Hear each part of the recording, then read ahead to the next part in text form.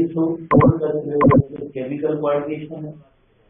इसमें कंफ्यूजन जो हो सकती है कि क्या हम जो रिप्रोडक्शन चैप्टर पढ़ रहे हैं वो इंक्लूड है या नहीं है, इसमें नहीं इंक्लूड है। हाँ, GT5 का सिलेबस आपको एडवांस में दे देते हैं। ये GT5 का सिलेबस है जो रिप्रोडक्शन चैप्टर हो, तो होपफुली अब जो कंफ्यूजन खत्म होगी। अब आज हम एक नए टॉपिक में आ रहे हैं, female reproductive system.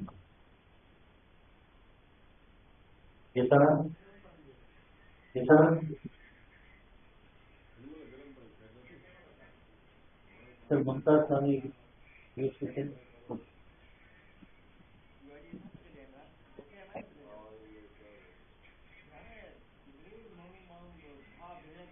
Female reproductive system, जैसे आपको पता है कि हर कोई एक सिस्टम जो भी होती है उनका कोई ना कोई एक रोल या फंक्शन जरूर होता है।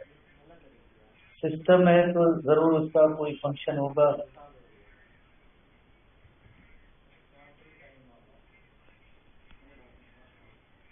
Thank you.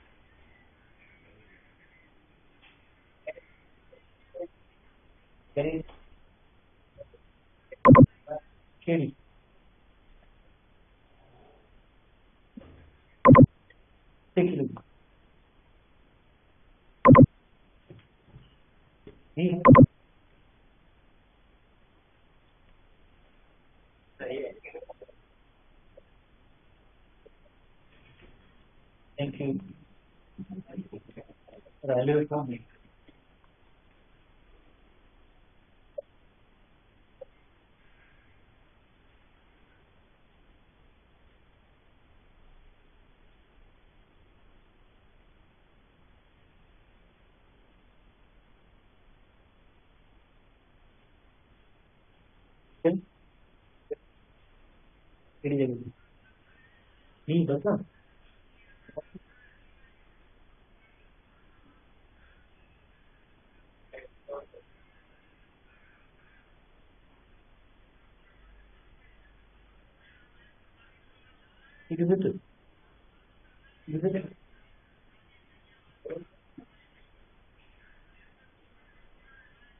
Thank you, Jitendra, for your technical assistance. Some Sajjan.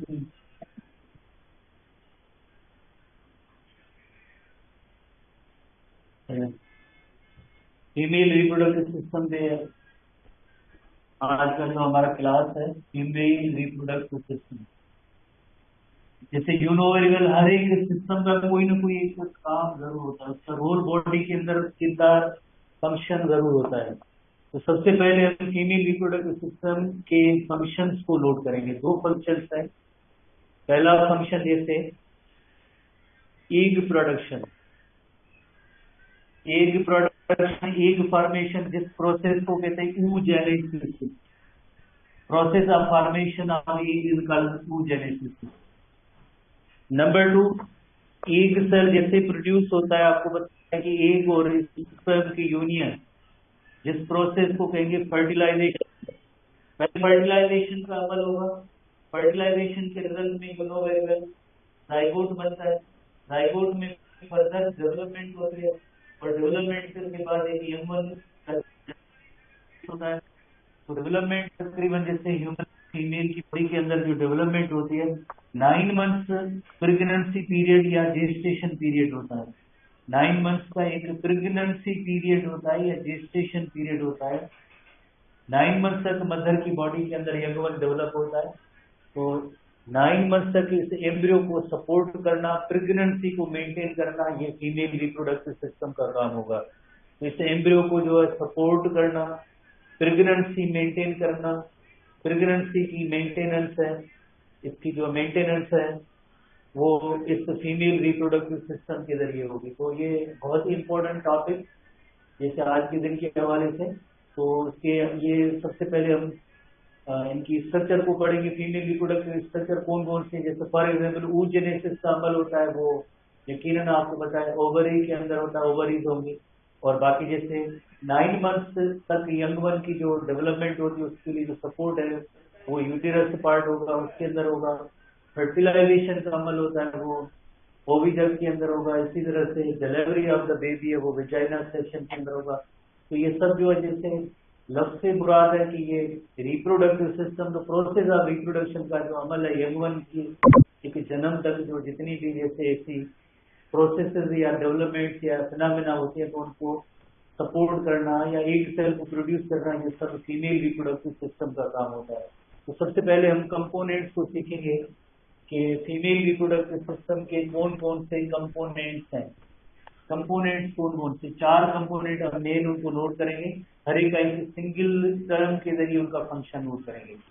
Ovaries हैं जो एक पेयर की सूरत में है, जो पेयर की सूरत में, पेयर लफ्ज का मतलब होता है राइट और लेफ्ट साइड। इसी तरह से दूसरा पार्ट जो होता है ओविडक्ट, ओविडक्ट भी पेयर्ड स्ट्रक्चर है। ओविडक्ट जिससे फैलोपियन ट्यूब भी कहते हैं, यूटेरिन ट्यूब भी कहते हैं। तीसरा पार्ट है यूटिरस, और चौथा पार्ट जो होता है that is the vagina, vagina. इस तरह से जो है 4 जो हर एक का इम्पोर्टेंट फंक्शन किस तरह से, जो ओवरीज का काम होता है oogenesis, oogenesis का मतलब होता है कि एक सेल की production. Oviduct is the site of fertilization, एक स्पर्म होती है वो इस ओविडक्ट के अंदर होती है। अपर थर्ड ऑफ ओविडक्ट, उसके अंदर जो फर्टिलाइजेशन का अमल होता है। फर्टिलाइजेशन का मतलब होता है एग और स्पर्म की यूनियन होती है। बहुत ही एक कॉमन क्वेश्चन है, टेस्ट वगैरह में आता रहता है। साइट ऑफ फर्टिलाइजेशन जो है ओविडक्ट होती है। इसके बाद तीसरा जो सेक्शन है यूटिरस है। यूटिरस वो पार्ट है जहाँ पे प्रेगनेंसी मेंटेन होती है, साइट ऑफ प्रेगनेंसी। 9 मंथ तक मदर की बॉडी के अंदर यंग वन की जो डेवलपमेंट होती है वो उस यूटिरस पार्ट के अंदर होती है। And vagina serves as a birth canal, young one की जो डिलीवरी ऑफ द बेबी होती है तो इस वजह से बर्थ कैनाल के तौर पे। और दूसरा इसका काम है स्पर्म, मेल साइड से स्पर्म की रिसेप्शन का काम जो है ये भी जैसे इस वेजाइना का काम होता है। तो इस तरह से जो है मेन जो पार्ट, हर एक पार्ट को एक आप सिंगल टर्म के जरिए आप इनका फंक्शन जैसे नोट कर सकते हैं। बहुत ही आसान। ओवरी oogenesis, oogenesis का मतलब है एक फंक्शन या प्रोडक्शन, एक प्रोडक्शन, एक सेल, जैसे एक cell also called as ovum singular, और इसका प्लूरल होता है ओवा, ओवा जो प्लूरल है। इनकी प्रोडक्शन का जो अमल होता है उससे oogenesis कहते हैं। जैसे प्रीवियस क्लास में हमने पढ़ा था स्पर्मेटोजेनेसिस यानी formation of sperm, oogenesis formation of production of egg cell is called oogenesis। तो ओवरी, ओविडक्ट, यूटिरस और वेजाइना ये जो पार्ट्स हुए। नेक्स्ट पेज पे हम आते हैं और इनकी एक छोटी इलस्ट्रेशन बनाते हैं और 1 बाय 1 हर एक पार्ट को सीखने की कोशिश करते हैं। ठीक है, तो सबसे पहले एक छोटी इलस्ट्रेशन पे हम आते हैं। जैसे हमारे इस बुक के अंदर कोई साइज वगैरह जिक्र नहीं है तो कि इनकी क्या साइज वगैरह होती है, जस्ट आप कंपोनेंट्स हैं इनको आप नोट करेंगे। एक राइट ओवरी होती है और एक लेफ्ट ओवरी होती है। Right ovary, left ovary, peered structure है। ये भी ओवरी और इस साइड में भी एक ओवरी होती है। ओवरी का काम होता है एग सेल प्रोड्यूस करना। जैसे आपको पता है कि after every 28 days right ovary, left ovary, alternate ovary से एग सेल की प्रोडक्शन का अमल होता है। जैसे एग सेल प्रोड्यूस होता है तो उसके बाद एक ऐसी स्ट्रक्चर जो इन्हीं एग सेल को जैसे थक करना, ये स्ट्रक्चर का काम होता है। तो ये इस पार्ट का नेम है ओविडक्ट, पर इसका जो एंड होता है वो एंड इस तरह से होता है जैसे उसमें एक फिंगर लाइक ऐसी प्रोजेक्शंस होती है जिन्हें कहते हैं फिम्बिरियाई कहते हैं, जिन्हें कहेंगे फिम्बिरियाई कहते हैं, फिम्बिरियाई। ये एक सेल प्रोड्यूस हुआ और एक सेल प्रोड्यूस होने के बाद जैसे ये थक हो जाता है तो इन स्ट्रक्चर्स का नेम होता है फिम्बिरियाई, फिम्बिरियाई। ई एड होने से प्लूरल होता है फिम्बिरियाई, फिम्बिरियाई। ये फिंगर लाइक ऐसी जो प्रोजेक्शंस हैं जिनका काम होता है कि जैसे ही ओवरी में से एक सेल प्रोड्यूस होगा तो इमीडिएटली उसको सब करना ये इस इन फिम्बिरियाई का काम। फिम्बिरियाई की बात जैसे, हालांकि इसके अंदर हर एक पार्ट का एक नेम भी है, पर हमारी बुक में इतना जिक्र नहीं है, तो जस्ट हम फिम्बिरियाई से आगे चलेंगे। फिम्बिरियाई, और ये ट्यूब है, सिंपली एक ट्यूब है, 10 सेंटीमीटर लॉन्ग, हमारी बुक के अंदर जिक्र भी है 10 सेंटीमीटर लॉन्ग, दोनों साइड से, राइट ओवरी से as well as left ovary से ये जो ट्यूब आ रहा है, ज्वाइन करेंगे, किस स्ट्रक्चर को ज्वाइन करेंगे? यूटिरस स्ट्रक्चर को, दोनों साइड से ज्वाइन करेंगे यूटिरस पार्ट से। Next, uterus is the place where young one is developed. Uterus is the point or place where young one is developed is called uterus. इस structure का name है यूटिरस है। और यूटिरस के बाद जैसे आखिरी जो सेक्शन है that is the vagina, last part है that is called the vagina.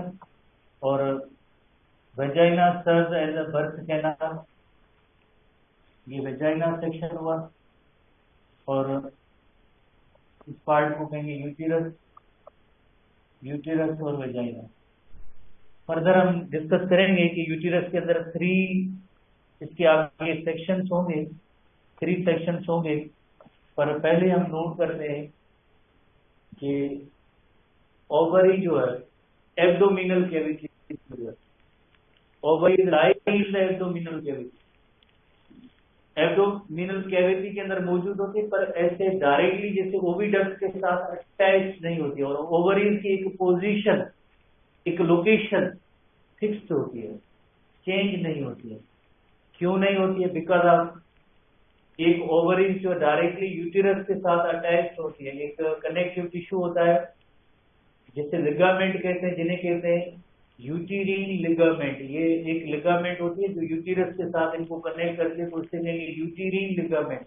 एक और लिगामेंट होती है जो बॉडी वाल के साथ भी अटैच करती है, और उस लिगामेंट का नेम होता है सस्पेंसरी लिगामेंट, जो बुक वगैरह में जिक्र उनका नहीं है।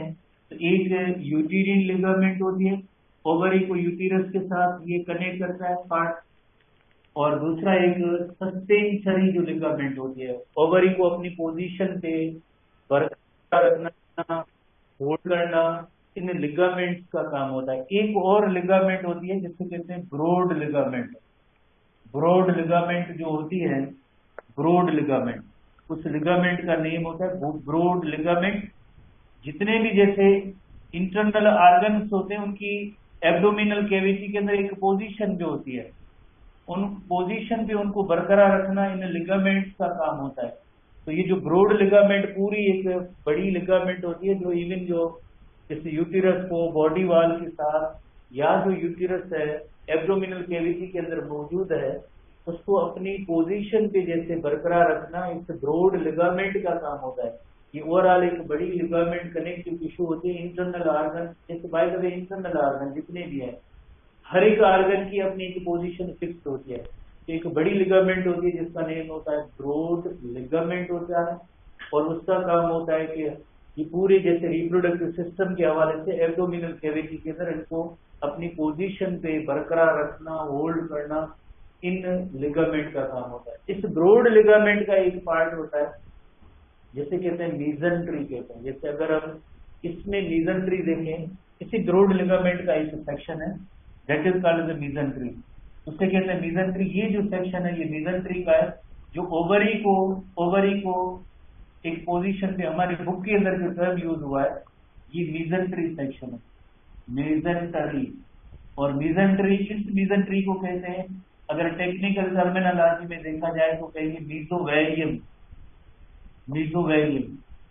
तो ये बॉडी वॉल के साथ अटैच करने में इस मीजोवेरियम या इस मीजेंट्री का काम होता है। ओवरी को बॉडी वॉल के साथ अटैच करना इस मीजेंट्री का रोल होता है, जिसका टेक्निकल नेम बायोलॉजिकल टर्मिनोलॉजी में मीजोवेरियम कहेंगे। जो पार्ट है, किसका पार्ट है? इस ब्रॉड लिगामेंट का ही पार्ट है, ब्रॉड लिगामेंट का ही पार्ट है। ब्रॉड लिगामेंट का ही एक पार्ट है जो ओवरी को बॉडी वाल के साथ अटैच करता है, उसका नेम है मीजेंट्री या मीजोवेरियम। ठीक है, मीजेंट्री या मीजोवेरियम। होपफुली आपने इस इलस्ट्रेशन को सीख लिया होगा कि फीमेल रिप्रोडक्टिव सिस्टम के कंपोनेंट्स कितने हैं। अब हम वन बाय वन हर एक कंपोनेंट को अलग अलग डिस्कस करेंगे। पहले ओवरी पार्ट पे आते हैं, ओवरी के बाद देन ओविडक्ट, ओविडक्ट के बाद देन जो है हम यूटेरस सेक्शन तक आएंगे और यूटेरस के बाद आखिरी पार्ट वेजाइना को सीखेंगे। तो सबसे पहले हम आते हैं ओवरी पे, नेक्स्ट पेज पे आते हैं, that is the ovary. Next page,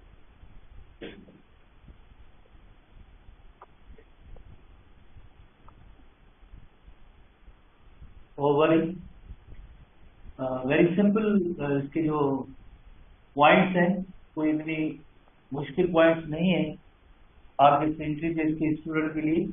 तो ओवरी जो पीयर्ड की सूरत में पीयर्ड स्ट्रक्चर है, पीयर्ड का मतलब जो भी पीयर्ड स्ट्रक्चर होती है उसका मतलब होता है कि वो सेम स्ट्रक्चर राइट भी होगी और एक तरह से एक सेम स्ट्रक्चर लेफ्ट साइड पे भी होगी। तो right and left ovary. Abdominal cavity के अंदर जो है ये मौजूद है, एब्डोमिनल कैविटी के अंदर ये पीयर्ड स्ट्रक्चर जो मौजूद है।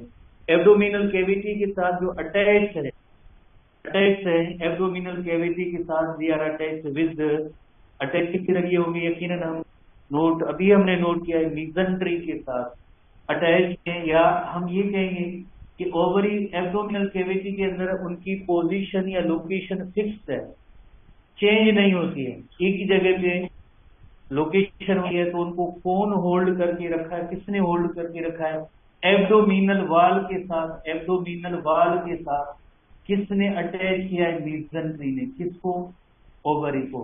ओवरी इज अटैच, जैसे ये ओवरी है और ओवरी ये हम कहें कि एब्डोमिनल वाल है, तो इसको आपस में जैसे कनेक्ट करके किसने रखा है, ओवरी को एब्डोमिनल वाल के साथ किसने अटैच करके रखा है, दैट इज जैसे फॉर एग्जाम्पल हम कहेंगे कि ये मीजेंट्री का काम होता है। सिंपली आप मीजेंट्री को सीखें, मीजेंट्री का काम। उसके बाद नेक्स्ट हम जैसे मेन जो पॉइंट जो है ओवरी का function, you know very well, ovary का फंक्शन होता है oogenesis, प्रोडक्शन और formation of egg cell, is called oogenesis, spermatogenesis, spermatogenesis oogenesis, spermatogenesis oogenesis।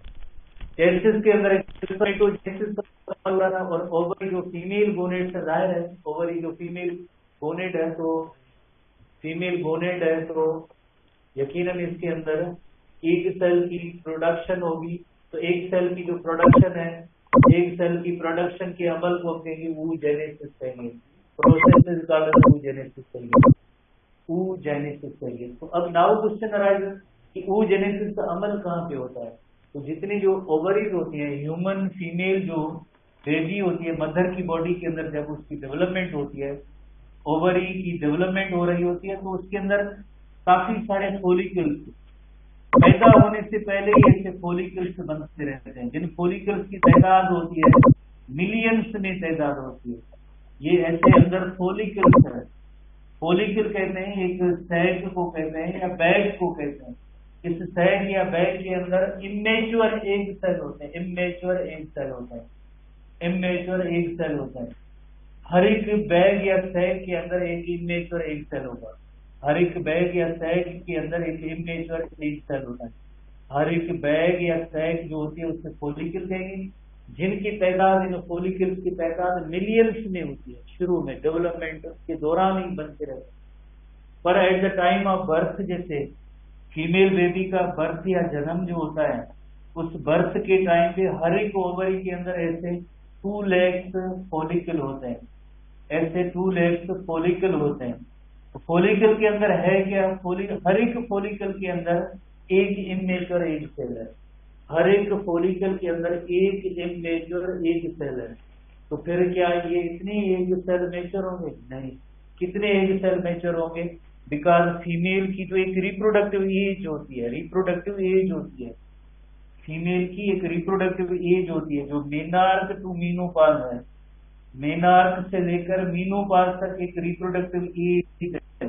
Menopause में ऐसा टाइम है जो 11 to 13 ईयर्स का, जो फीमेल बेबी की जब एज 11 to 13 ईयर्स की एज होती है तो हम उसको कहेंगे मीनार्क। और मीनोपॉज जो 40 to 50 ईयर्स की जब फीमेल की जो एज होती है उसके अंदर मेंस्ट्रुअल साइकिल स्टॉपेज हो जाती है, मेंस्ट्रुअल साइकिल की जब स्टॉपेज का अमल होता है उसे हम कहते हैं मीनोपॉज। तो मीनार्क से लेकर मीनोपॉज ये इसकी रिप्रोडक्टिव फीमेल की एज होती है। इसी के दौरान जो है एक सेल की प्रोडक्शन होती है। तो बहुत ही कम लिमिटेड एक नंबर होता है जो मेजर होता है, वो 450 एग सेल्स इन हर रिप्रोडक्टिव एज इतने मेजर होंगे, बाकी सब डीजनरेट हो जाएंगे। तो सिंपली जैसे ओवरी का काम है oogenesis एग सेल प्रोड्यूस करना, कितने फॉलिकल मौजूद है at the time of birth female baby के पास, तकरीबन हर एक ओवरी के अंदर 2 लाख के करीब जो है ऐसे फॉलिकल मौजूद है। हर एक फॉलिकल के अंदर एक एग सेल मौजूद है, इमेच्योर एग सेल मौजूद है, और मैच्योर 458 मैच्योर। हर ओवरी में से आफ्टर 128 डेज, और sorry 28 days, 28 days, every 28 days में one egg cell is produced from alternate ovary। alternate ovary का मतलब है एक राइट साइड की ओवरी और दूसरे महीने लेफ्ट ओवरी से एक एग सेल प्रोड्यूस हो। हर 28 डेज के बाद एक एग सेल प्रोड्यूस होगा फ्रॉम अल्टरनेट ओवरी। इस तरह से ओवरी का काम होता है oogenesis। और इसको आपको शायद अभी चंद एक स्टूडेंट होंगे जिनको नाम भी समझ में आए, इसको कल का जो टॉपिक होगा ओवेरियन साइकिल, इसके अंदर इसकी डिटेल में पढ़ेंगे हम कि how egg cell are produced in ovary. उस साइकिल का नेम होता है ओवेरियन साइकिल। कल का बहुत ही एक इम्पोर्टेंट टॉपिक होगा, उसके अंदर ओवेरियन साइकिल की हेडिंग में इन सब चीजों को डिस्कस करेंगे अलग से। इस पॉइंट पे आप जैसे ये समझेंगे कि ओवरी का काम होता है एग सेल प्रोड्यूस करना। एक सेल प्रोड्यूस हुआ नॉर्मली आफ्टर एवरी 28 डेज। उसके बाद नेक्स्ट पेज पे हम आते हैं ओविडक्ट पार्ट पे। दूसरा जो सेक्शन है that is the oviduct. Oviduct जिससे फैलोपियन ट्यूब भी कहते हैं, फैलोपियन पर्सन के नेम से ये ट्यूब इसका नेम आया, फैलोपियन ट्यूब। यूटेरिन ट्यूब भी इसका नेम है, यूटेरिन tube, also called यूटेरिन tube. यूटेरिन tube, ये यूटेरिन ट्यूब इस वक्त जो नया बुक आया है उसके अंदर ये टर्म आया है, पुराने बुक में ये नहीं था। यूटेरिन ट्यूब, यूटेरिन ट्यूब ये भी पियर्ड स्ट्रक्चर है, ये स्ट्रक्चर भी पियर्ड स्ट्रक्चर है, पियर्ड स्ट्रक्चर है। पियर्ड स्ट्रक्चर का मतलब राइट साइड पे भी होगा ये oviduct as well as left side पे भी ओविडक्ट होगा, जो ज्वाइन करेंगे आगे यूटेरस सेक्शन को आगे ज्वाइन करेंगे। तो जो अभी हमने थोड़ी देर पहले पढ़ा था, और इसकी साइज भी हमारे बुक के अंदर जो मेंशन की गई है 1 सेंटीमीटर इसकी जो साइज है, जो चीजें बुक में मेंशन है उनको आप नोट करेंगे। तो थोड़ी देर पहले हमने पढ़ा था कि जस्ट एक ट्यूब लाइक स्ट्रक्चर है, और उसका जो फ्री एंड होता है उसमें ऐसे काफी सारी फिंगर लाइक ऐसी प्रोजेक्शंस होती है, और उन प्रोजेक्शंस का काम होता है कि जैसे एग सेल प्रोड्यूस होगा, इनको हम कहते हैं फिम्बेरियाई, टर्म है फिम्बेरियाई। फिम्बेरियाई, फिम्बेरियाई का काम होता है कि जैसे ही एग सेल प्रोड्यूस होगा उसको सक करना, इमीडिएटली सक करना किसके अंदर, ओविडक्ट के अंदर। ये काम होता है सबसे पहले इन फिम्बेरियाई का। ओवरी में से एग सेल प्रोड्यूस हुआ, ओवरी में एक सेल प्रोड्यूस हुआ, और एक सेल प्रोड्यूस होते ही ये ओविडक्ट के अंदर सकअप हो जाता है by the action of these finger like projections हैं फ्री एंड पे, ओपन एंड पे, जिन्हें हम कहेंगे फिम्बेरियाई कहेंगे। जैसे ये फिंगर्स हैं, और कोई भी चीज होती है हम ऐसे जैसे पकड़ लेते हैं, कैच कर लेते हैं, पुल कर लेते हैं, तो बिल्कुल इसी तरह से ओवरी में से जैसे एक सेल रिलीज हुआ तो फिम्बेरियाई इसको जो है देन ओविडक्ट के अंदर इसको जो सकअप कर लेते हैं। ये काम होता है इन फिम्बेरियाई का होता है। ओविडक्ट जैसे पियर्ड स्ट्रक्चर है, यहाँ पे फिलहाल हमने एक ही जैसे ओविडक्ट बनाया है, और जैसे you know very well vagina जो जिसका काम होता है स्पर्म्स को रिसीव करना, देन यूटेरस, और यूटेरस के बाद ये स्पर्म्स जो है जिनके अंदर टेल होता है, तो ये जो है इधर जो किस जगह तक, upper third of the oviduct, upper third of the oviduct, वहां तक ये पहुंच सकते हैं, upper third of the oviduct. Sperms travel करके upper third of the oviduct तक आएंगे, upper third of the oviduct तक आएंगे, और स्पर्म्स और एग और स्पर्म की यूनियन का अमल होगा। एग और स्पर्म की यूनियन का अमल होगा। एग और स्पर्म की यूनियन का अमल होगा। और अपर थर्ड ऑफ ओविडक्ट में फर्टिलाइजेशन का अमल होता है। अपर थर्ड ऑफ ओविडक्ट, यहाँ पे हम एक टर्म नोट करें कि Fallopian tube is concerned with the fertilization. इसका जो रोल है, किरदार है, या साइट है, या जगह है, पॉइंट है, फर्टिलाइजेशन के लिए पॉइंट है। वेरी पॉपुलर क्वेश्चन कि ह्यूमन बीइंग के अंदर प्रोसेस ऑफ फर्टिलाइजेशन किस जगह पे होता है। क्वेश्चन बहुत ही कॉमन है, मेनी टाइम ये में आता रहता है, तो आप नोट करेंगे process of fertilization takes place in the oviduct, uterine tube या fallopian tube. Upper third of the oviduct, upper third of the oviduct, upper third of oviduct के अंदर फर्टिलाइजेशन का अमल होता है।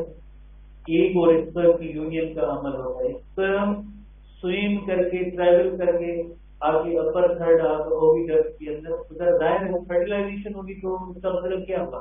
फर्टिलाइजेशन में इसका मतलब हुआ कि एग और स्पर्म की यूनियन हुई, और एग और स्पर्म की यूनियन होने के बाद क्या बना? यकीनन डिप्लॉयड स्ट्रक्चर जाइगोट। जैसे you know very well, egg भी डिप्लॉयड, स्पर्म भी डिप्लॉयड, और जाइगोट एक डिप्लॉयड स्ट्रक्चर बनी, और इससे आगे आपको पता है जाइगोट से आगे एक एम्ब्रियो बनी, एम्ब्रियो से आगे यंग बनी। तो ये एग स्पर्म यूनियन और अल्टीमेटली जैसे जाइगोट सेल बना है, फॉर एग्जांपल ये जाइगोट बना, ये जाइगोट बना, तो जाइगोट बना है। अब ये जाइगोट किधर जाएगा? जाइगोट इधर नहीं उतरेगा, जाइगोट अब जो यूटीरस की तरफ जाएगा।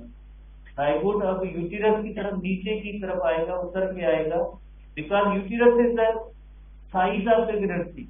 तो अब जाइगोट जो है डाउनवर्ड, जैसे नीचे जो जा रहा है टुवर्ड्स यूटीरस, तो उसके लिए जो उसको पुश करने के लिए इधर सीलिया भी मौजूद होते हैं, इनर ट्यूब के अंदर सीलिया भी होते हैं, जो यकीनन जो अब जो जाइगोट बना है वो आगे पुश हो जाएगा, किधर हो जाएगा? यूटीरस के।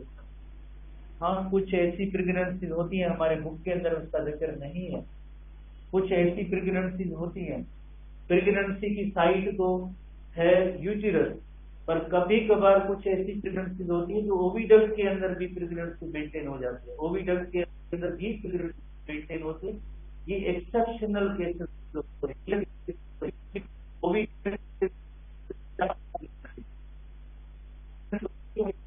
प्रेगनेंसी, एक्टोपिक प्रेगनेंसी आप मेडिकल साइंसेज में आगे जाकर पढ़ेंगे, फिलहाल तो कोई भी इसमें जिक्र नहीं है। एक्टोपिक प्रेगनेंसी, उसका मतलब है जो ओरिजिनल प्लेस पॉइंट जगह उससे कहीं बाहर दूसरी किसी जगह पे जो प्रेगनेंसी मेंटेन हो रही है, तो उसे हम कहेंगे एक्टोपिक प्रेगनेंसी। और ऐसी एक्टोपिक प्रेगनेंसी किधर हुई है?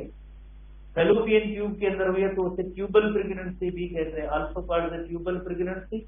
और ऐसी ट्यूबल प्रेगनेंसी को मॉनिटर करने की जरूरत होती है, अदरवाइज मदर और यंग वन की दोनों की जैसे एक सीवियर कंडीशन डेथ की सूरत में भी आगे हो सकते। बहरहाल डॉक्टर साहिबान इसको ठीक कर सकते हैं, करेक्ट कर सकते हैं, जो वाट्स हो।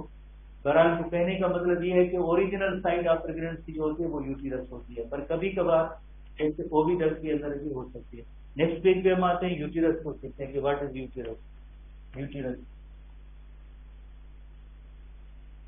यूटीरस जैसे अभी हमने नोट किया था थोड़ी देर पहले कि uterus is the site of pregnancy, site of pregnancy, uterus is the site of pregnancy. 9 months तक मदर की बॉडी के अंदर जो यंग वन की जो डेवलपमेंट होती है, यंग वन की जो डेवलपमेंट का जो अमल होता है, जब तक बर्थ ऑफ द बेबी ना हो, जब तक बर्थ ऑफ द बेबी ना हो तब तक जो है यंग वन इधर ही रहता है। तो इस पॉइंट या प्लेस को हम कहते हैं यूटीरस कहते हैं। यूटीरस के आगे जैसे 3 डिवियंस हैं, 3 डिवियंस में कौन कौन सी 3 डिवियन है? एक जैसे डिवियन है जिसे कहते हैं फंडस, दूसरा पार्ट जो होता है उसे कहेंगे बॉडी, और तीसरा पार्ट होता है सर्विक्स। फंडस, बॉडी और सर्विक्स। सर्विक्स एक नैरो पार्ट होता है। यूटीरस को जैसे समझने के लिए, जैसे हमारे बुक के अंदर एक टर्म इस्तेमाल हुआ है कि uterus is peer shape structure. पियर एक फ्रूट का नेम होता है, पियर एक फ्रूट का नेम होता है, जिन्होंने जैसे कभी उनको खाया होगा या देखा होगा, तो पियर शेप स्ट्रक्चर, पियर एक फ्रूट का नेम है। पियर शेप स्ट्रक्चर है, बट ऐसा पियर टर्न्ड पियर।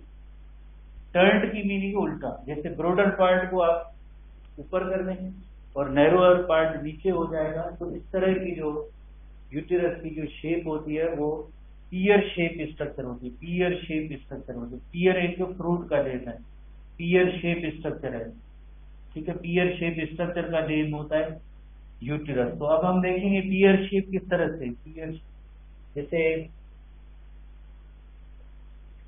एक राइट साइड और दूसरा लेफ्ट साइड, राइट साइड और लेफ्ट साइड, राइट साइड से ओविडक्ट आ रहा है और लेफ्ट साइड से भी ओविडक्ट आ रहा है, राइट साइड से भी ओविडक्ट आ रहा है, लेफ्ट साइड से भी ओविडक्ट आ रहा है। अब इधर एक पियर शेप स्ट्रक्चर बनती है, पियर शेप स्ट्रक्चर बनती है जिसे हम कहेंगे पियर शेप, टर्न्ड पियर।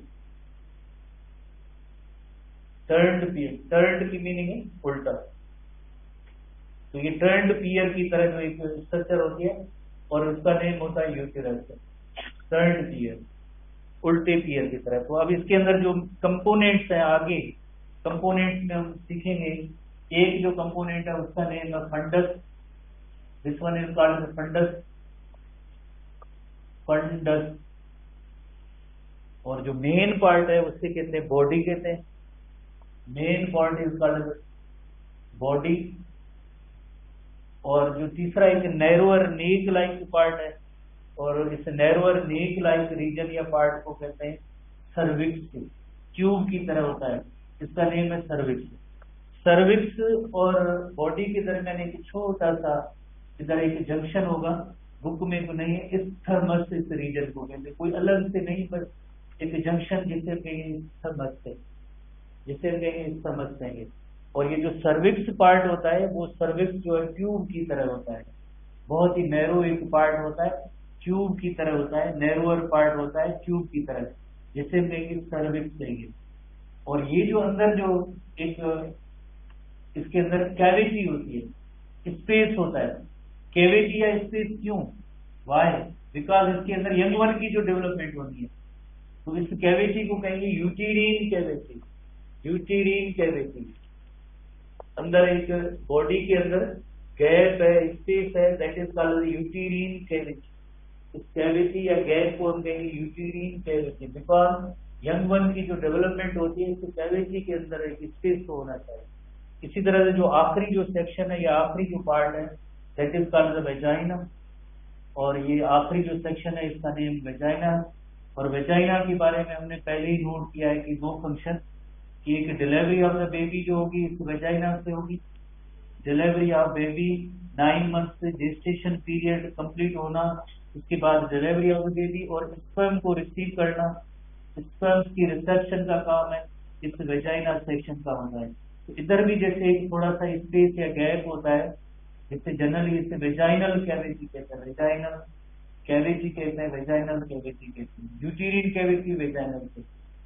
तो अब हम नेक्स्ट पेज पे आएंगे, थोड़ा सा यूटेरस के बारे में मजीद पॉइंट्स हैं, 3 पॉइंट्स हैं, इनको हम सीखेंगे यूटेरस के अंदर, आखिरी 10 पॉइंट है। जो यूटेरस सेक्शन होता है उसकी 3 लेयर्स की सूरत में होती है। जैसे ओवरऑल तो ये यूटेरस है, ऐसे ही जैसे यूटेरस तो ऐसे नजर आ रही है कि यूटेरस है, पर इसके अंदर अगर देखा जाए तो उसके अंदर जो है 3 लेयर्स होते हैं, 3 लेयर्स होते हैं। कौन से 3 लेयर्स या सेक्शन होते हैं, उसके अंदर पहले सेक्शन पे आते हैं जो आउटर मोस्ट होता है, उसे कहेंगे पेरीमेट्रियम। नंबर 1 पेरीमेट्रियम, पेरीमेट्रियम जो आउटर मोस्ट पार्ट है। उसके बाद इसका एक थिक मसल का बना होता है, बिकॉज बेबी का वेट या वजन भी बर्दाश्त करना होता है, तो एक थिक मस्कुलर पार्ट होता है। इस थिक मस्कुलर पार्ट का नेम होगा myometrium. Number 2 is the myometrium. Myo refers to muscle, muscular part that is called myometrium. जो मिडिल पार्ट है, बुक के अंदर भी ऐसी सेम टर्मिनोलॉजी मौजूद है। और सबसे इनर मोस्ट लेयर जो होता है उसे कहते हैं एंडोमेट्रियम कहते हैं। जिनकी लाइनिंग हर 28 डेज के बाद बनती है और टूटती भी रहती है। तीसरा जो पार्ट होता है उसे कहते हैं एंडोमेट्रियम। एंडोमेट्रियम, एंडोमेट्रियम सबसे इनर मोस्ट पार्ट है, इनर मोस्ट पार्ट है। और ये जो थिक भी बनता है, वेस्क्यूलर भी बनता है, स्पंजी भी बनता है। वेस्क्यूलर का मतलब है इसमें रिच ब्लड सप्लाई होती है, वेस्क्यूलर का मतलब होता है इसमें रिच ब्लड सप्लाई भी आती है, बिकॉज एम्ब्रियो को जो सपोर्ट करना होता है एक वेस्कुलर स्पंजी। हर 28 डेज के बाद ऐसा लेयर जो है थिक वेस्कुलर और स्पंजी होता है। अगर फर्टिलाइजेशन होती है या नहीं होती डिपेंड है। अगर फर्टिलाइजेशन नहीं होती है तो ये लाइनिंग जो है इसकी शेडिंग होती है, जिसे कहते हैं मेंस्ट्रुएशन कहते हैं। इसी यूटिरस के अंदर यंग वन की जो डेवलपमेंट होती है 9 मंथ तक इस यंग वन की डेवलपमेंट होती है। जैसे ये एम्ब्रियो है, इसकी 9 मंथ तक डेवलपमेंट होती है इसी यूटिरस सेक्शन के अंदर, इसी यूटिरस पार्ट के अंदर प्लेसेंटा भी बनती है। प्लेसेंटा के बनने का अमल जो होता है वो इस यूटिरस के अंदर होता है। प्लेसेंटा जो कनेक्शन है between mother and it's embryo, और मदर और एम्ब्रियो के दरमियान ये कनेक्शन हुआ। एम्ब्रियो और प्लेसेंटा एक दूसरे के साथ अटैच होते हैं, यू नो वेरी वेल। एक कार्ड लाइक स्ट्रक्चर होती है जिसका नेम होता है अम्बेलिकल कार्ड, अम्बेलिकल कार्ड। तो ये आगे स्ट्रक्चर को थोड़ा डिस्कस करेंगे। तो यंग वन की जो डेवलपमेंट होती है 9 मंथ तक वो होती है। चलो मत